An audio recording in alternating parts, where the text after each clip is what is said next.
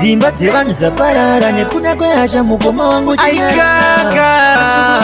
nongopfuura nhema zvagara dzina midzi vamwe vakasiya nyemba nekuda kwekutaura mukoma chisimba rasa kure makuwa zvagara hana dhiri awa chingoita seusinganzwi rega vanyeye zvavo chingoita seusinganzwi iwewe usavatola retashoti vapire gotsi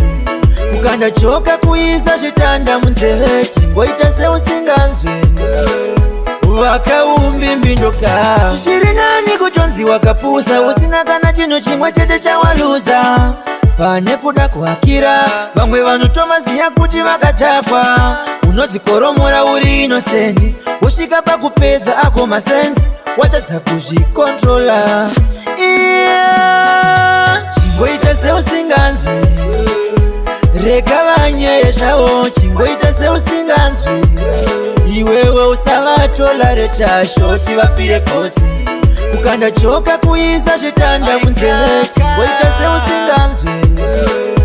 vakaumbimbinuka mukoma wangu unopei ukavatevedzera ndiwo nokuda muwei varipo vakariyekta ndokubva vabuda munzira vaifamba nadzo hasha dzina ndima kufambira murima shungu dzavo chete kuda kuti ugodzima iwe usavaterere zvagara vasi mwari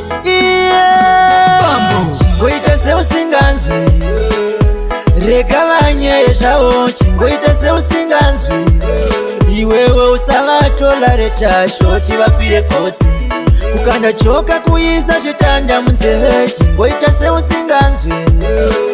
vakaumbimbinuka zviri nani kutonziwa kapusa usina kana chinhu chimwe chete chawaluza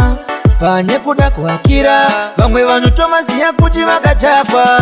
unodzikoromora uri inosendi usvika pakupedza ako masensi watadza kuzvikontrola chingoita seusinganzwi rega vanyeye zvavo chingoita seusinganzwi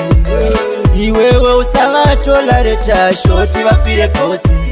kukanda choka kuisa zvitanda munzeve chingoita seusinganzwi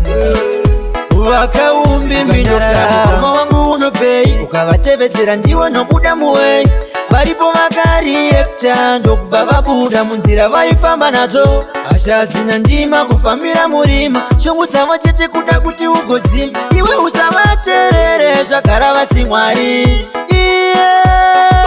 chingoita seusinganzwi